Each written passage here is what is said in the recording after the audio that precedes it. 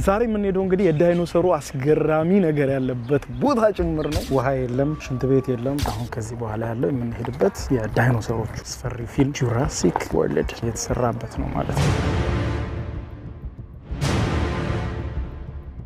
ሌላኛው እንግዲህ እዚህ ጫካ ውስጥ ከተሰሩ ፊልሞች መካከል ጁማንጂ ደግሞ ሌላኛው በጣም በዓለም ላይ ፌመስ የሆነ ነው። ያው